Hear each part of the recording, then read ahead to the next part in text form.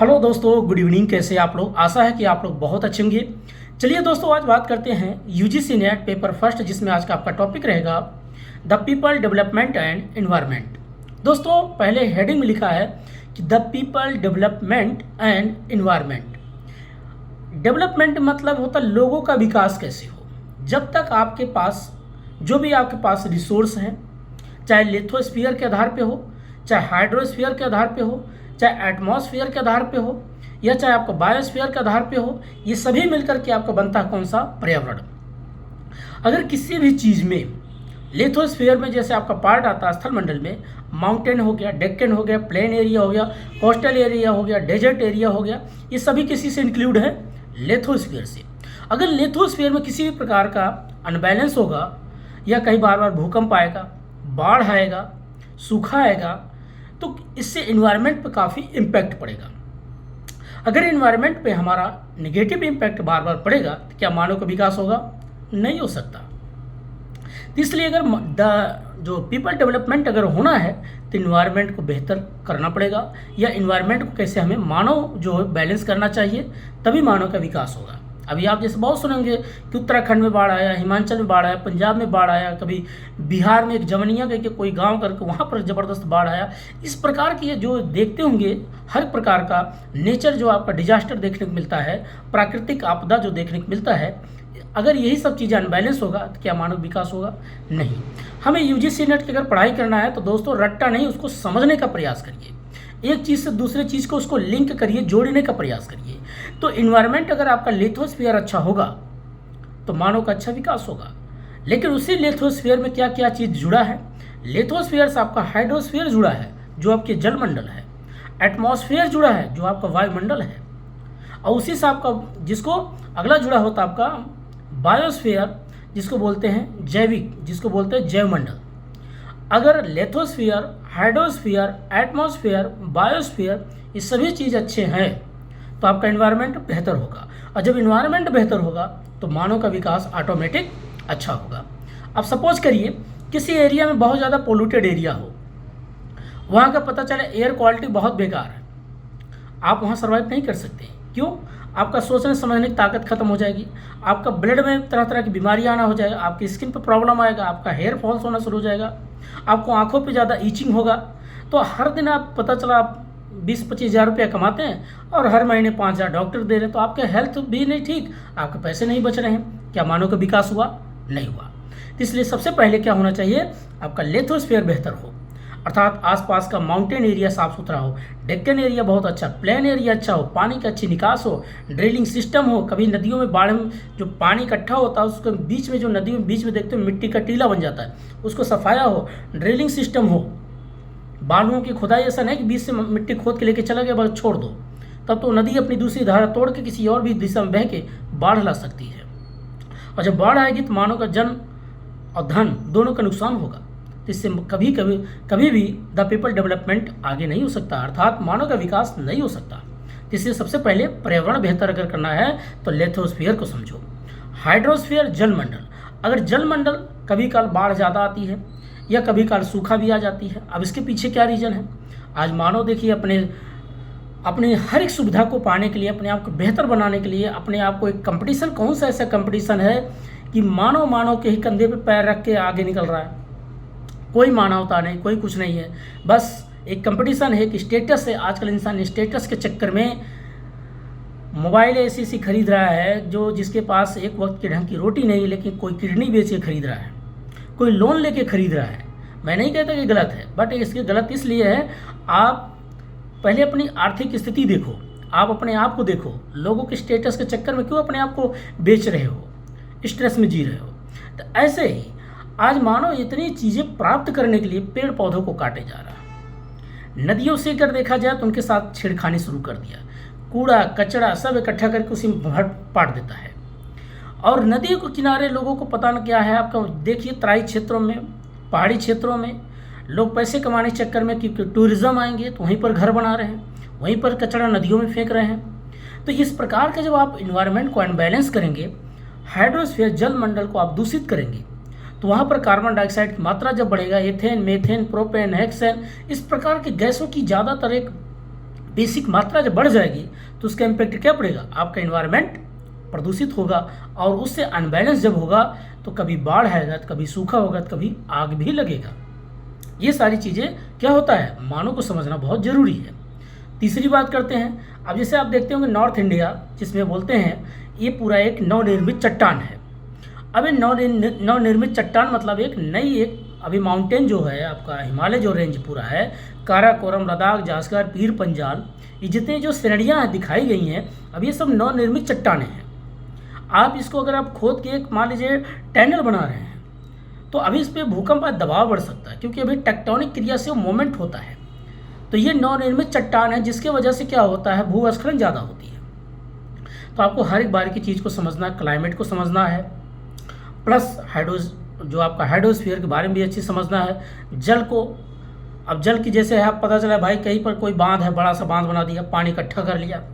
पानी ज़्यादा समय तक इकट्ठा होने से अगर आप उसको नहीं धीरे धीरे रिसाइकिल करेंगे, नहीं निकलेगा, तो वहीं पर वाष्पीन बनेगा, ऊपर बादल बनेगा, फिर बादल फटेगा, बारिश होगा। तो इससे क्या होगा, एनवायरनमेंट हमारा अनबैलेंस हो गया, तो क्या मानव विकास होगा, नहीं होगा। अगला हम बात करते हैं आपका एटमॉस्फेयर। एटमॉस्फेयर में अगर मान लीजिए कार्बन डाइऑक्साइड की मात्रा ज़्यादा बढ़ गई, ऑक्सीजन की घट गई, तो क्या दिक्कत होगा, मानव सर्वाइव नहीं कर पाएगा, दमा की बीमारी हो जाएगी, लोगों के ब्रेन याददाश्त सोचने जो समस्या होना बढ़ जाएगा। क्यों, ऑक्सीजन ही आपको एनर्जी देती है, आपको बूस्ट करती है, आपको आगे बढ़ाती है, आपका ब्लड सर्कुलेशन को आगे करती है। ये सारी चीज़ें नहीं होगा तो आपका डाइजेशन सिस्टम खराब होगा, क्योंकि ऑक्सीजन जब मिलेगा तो आपकी क्या होता है, भोजन भी अच्छे से डाइजेस्ट होती है। एक प्रकार से पूरा एक ऑक्सीजन क्या करता है, जैसे गाड़ी में पेट्रोल की ज़रूरत होती है वैसे आपके बॉडी के लिए ऑक्सीजन होता है। अगर शुद्ध ऑक्सीजन नहीं मिलेगा तो आप सर्वाइव कर पाओगे, आपका विकास हो पाएगा नहीं, आप बार बार बीमार होंगे तो डॉक्टर के पास जाएंगे। इसलिए आपका एनवायरनमेंट भी बहुत बेहतर होने के लिए आपका एटमॉस्फेयर भी अच्छा होना चाहिए। अब एटमॉस्फेयर में कई लेयर बांटा गया है, जिसको हिंदी में बोलते हैं, कहीं कहीं बोलते हैं इसको अधोमंडल, समताप मंडल, मध्य मंडल, अयन मंडल, बहिर्मंडल, जिसको अंग्रेजी में बोलेंगे ट्रोपोस्फेयर, आयनोस्फेयर, एक्सोस्फेयर और स्ट्रेटोस्फेयर, ओजोन लेयर। इस तरीके से उसको डिवाइड किया गया, बांटा गया है। ठीक है दोस्तों, तो अगर आप किसी भी लेयर में कोई प्रकार का अनबैलेंस होगा तो उसका मानव पे इम्पैक्ट पड़ेगा। ठीक है, तो आपका लिथोस्फीयर, हाइड्रोस्फीयर और एटमॉस्फेयर। अब अगला बात करते हैं बायोस्फीयर। बायोस्फीयर मतलब जैसे जीव जंतु, पूरा जीवन ही मानव के एक इकोसिस्टम है। आप सपोज करिए बड़े बड़े जंगल, बड़े बड़े घास होते हैं तो उनको हिरण खाता है, पूरा एक इकोसिस्टम है। अब इसमें फूड चेन है, उसी फूड चेन से मानव भी सर्वाइव कर रहा है। अगर किसी की संख्या बढ़ गई तब भी नुकसान है, घट गया तब भी नुकसान है। अब मानव पता चला हर एक जीव को मार के खा जाए तो आसपास बहुत से ऐसे कीट पतंग, ऐसे जहरीले कीट पतंग जन्म ले लेंगे जो मानव के एक ही डंक मारेगा। जैसे डेंगू है, एक ही डंक मारता है, बस 20 दिन के लिए हॉस्पिटलाइज हो जाते हैं। तो कहने का मतलब क्या है, ये जो कीड़े होते हैं, जो मच्छर होते हैं, जो छिपकली होती है, जो कॉकरोच होते हैं, ये इकोसिस्टम के एक बेसिक आधार है। क्यों इकोसिस्टम के बेसिक आधार है, जब ये सब बैलेंस होगा तो आप भी उसी में हैं। अब जैसे चूहा है, चूहा किसका भोजन है, सांप का। आप सांप ही मार दोगे तो चूहों की संख्या बढ़ जाएगी, तो आपके फसल खा जाएंगे, है कि नहीं है। अगर आप मान लीजिए चलो सांप मार दिए, चूहे बच गए। अगर आप चूहे मार डालोगे तो सांपों की संख्या बढ़ गई, और सांपों की संख्या अगर बढ़ गई तो आपको घर में प्रवेश करेंगे तो पता चला आपको डसेंगे। इसलिए हर एक चीज़ पूरा एनवायरनमेंट का बेसिक आधार है और उनको बैलेंस। और उसे सांप को कौन खाता है, चील खाता है। तो देखा जाए पूरा एक इकोसिस्टम का पूरा जो है फूड चेन है। अगर ये फूड चेन बदल गया तो बायोसिस्टम अनबैलेंस हुआ तो आप पे ज़्यादा इम्पैक्ट पड़ेगा। आज देखते होंगे लोग क्यों कहते हैं भाई वेजिटेरियन बनो, नॉन वेजिटेरियन मत बनो, लेकिन डॉक्टरों क्या एक लॉबी बना रखी है कि नहीं आपको प्रोटीन चाहिए। प्रोटीन बहुत सी चीज़ों मिलता है, सोयाबीन है, दाल है, दूध है, ऐसी भी चीज़ें खाओ। अब लोग कहेंगे भाई इतना पैसा नहीं तो मर जाओ। भाई तो मानव जन्म क्यों लियो, मेहनत करो, काम करो भाई, मेहनत करो, काम करो, दिन भर दिहाड़ी करो, 500 रुपये कमा के तभी तो कुछ खा सकते हो। लेकिन अब जिसको कुछ ही नहीं करना है तो बात उसका मैं नहीं कर सकता। तो इसमें क्या है, पूरा एक बायोस्फीयर में अगर अनबैलेंस होगा तो आपका एनवायरनमेंट अनबैलेंस होगा तो भी आपके जीवन पे इम्पैक्ट डाल सकता है। अब नेक्स्ट टॉपिक अगला हम बात करते हैं, इसी से जुड़ा होता है। जब लिथोस्फीयर, हाइड्रोस्फीयर, बायोस्फीयर और एटमॉस्फेयर ये सभी जुड़ा आपका एनवायरनमेंट से। जब एनवायरनमेंट बेहतर होगा तो आपका क्या होगा, सस्टेनेबल डेवलपमेंट आगे बढ़ेगा, जिसमें आप पढ़ेंगे SDG। तब आप अच्छी पर्यावरण को ध्यान में रखते हुए सौर ऊर्जा लगाएंगे। आप कोयले का वो जो है खनन करके उसको कम आप जलाएंगे, इससे आपका जो है गैस कम उत्सर्जित होगा, जो मानव स्वास्थ्य पे कम इम्पैक्ट डालेगा। आप नई टेक्निकल चीज़ सोचेंगे, तकनीकी क्षेत्रों में सोचेंगे, तो इससे ऊर्जा भी बचेगा, बिजली की बचत कम होगी। और बिजली की बचत मतलब क्या है कि अगर आप सौर ऊर्जा लगाएंगे तो उससे क्या होगा, आपके घरों पर पैनल लगाइए, उससे सूर्य का रिचार्ज होगा, बढ़िया आपको एनर्जी देगा। तो आपको एनवायरनमेंट के अकॉर्डिंग चीज़ें सोचना बहुत ज़रूरी है। अब इसमें बात करेंगे एसडीजी। एसडीजी में क्या क्या पढ़ा है, इसमें टोटल आपके 17 पॉइंट होता है। 2015 में लाया गया, ये 2030 तक इसका टारगेट रखा गया। वैसे 2015 में इसको लाया गया, 2030 तक इसका टारगेट रखा। अभी देखते हैं आगे क्या क्या होता है। अब इसमें एसडीजी में क्या है, सस्टेनेबल डेवलपमेंट में, जिसमें एक एक पॉइंट की बात करता है। पॉवर्टी को कम करना है, पहली चीज़ हंगर को कम करना है, क्लीन एनर्जी करना है, सैनिटाइजेशन की बात कर रखा है, क्लीन एनर्जी की बात कर रहा है, हेल्थ की बात कर रहा है। ये सभी टॉपिक इसमें मिला करके आपका 17 पॉइंट होता है। इंटरनेशनल बिजनेस की बात हो रहा है, ये सब पॉइंट आपका होता है। तो अच्छी बात है, इसमें सरकार पॉलिसी लाती है, सोचती है कि हम समाज और देश पर्यावरण को मध्यम अच्छे रखते हुए बेहतर काम करना चाहिए।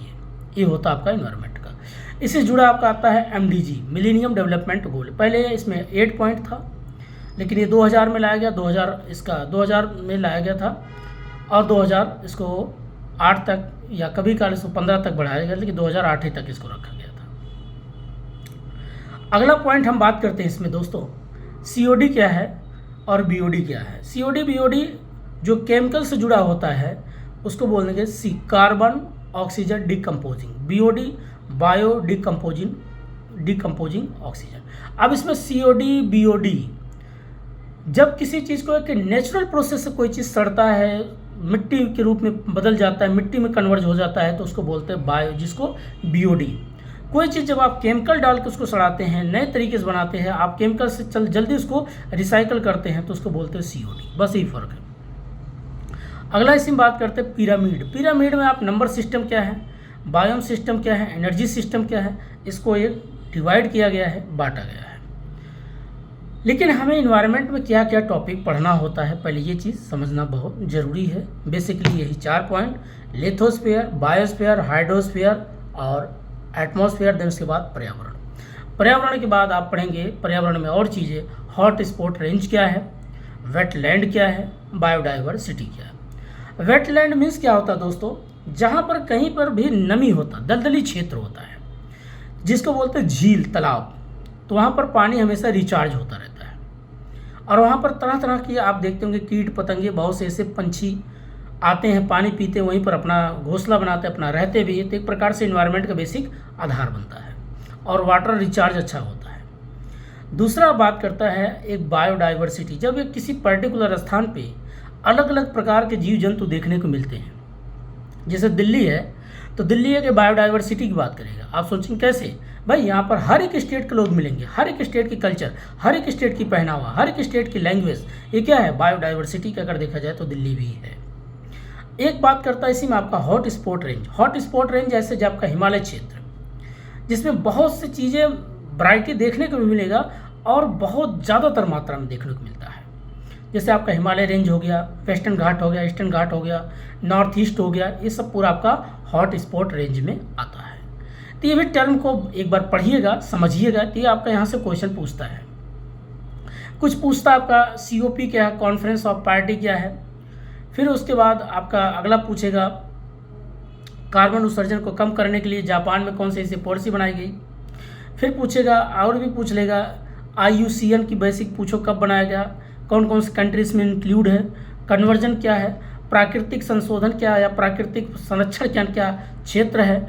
उसके बाद पार्क कौन कौन से है, पार्क में ये पूछा जैसे नेशनल पार्क कौन सा है, कौन सा गवर्नमेंट के अधीन आता है, कुछ प्राइवेट के अधीन आता है। जैसे अभी आप जनतारा क्या बोलते हैं, एक पार्क है बनाया है अडानी का बेटा, तो उस अंबानी का बेटा, तो उसने बनाया। अब उसको कार्बन उत्सर्जन को लेकर के अब जापान से काफ़ी, क्योंकि जो देश जितना कार्बन उत्सर्जन कम करेगा उसको इंटरनेशनल जो भी है आपको पैसा भी प्रोवाइड किया जाएगा। आजकल इसको भी लेकर के विवाद चल रहा है। कुछ लोग बोल रहे हैं भाई बड़े लोगों के हाथ में सब पैसा ही है, यही लोग कुछ भी पॉलिसी करेंगे, कुछ भी बनाएंगे, पैसा कमाएंगे।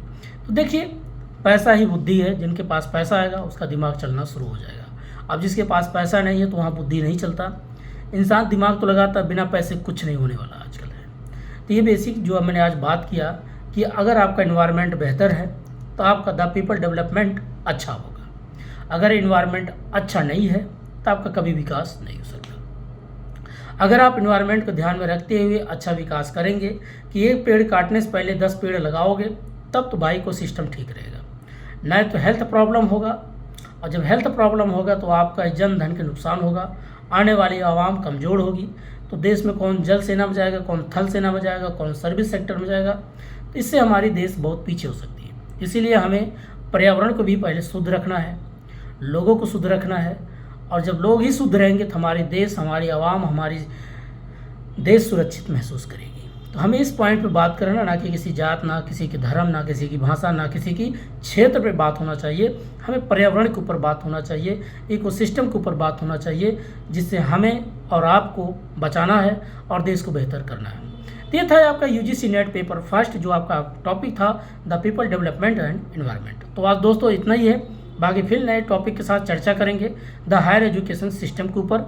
इसमें बहुत से अभी भी टॉपिक है इन्वायरमेंट में, तो कल दूसरा टॉपिक भी लेकर के आएंगे। तो आज इतना ही, तब तक के लिए नमस्कार, जय हिंद, मस्त रहिए, पढ़ाई करते रहिए। Thank you very much.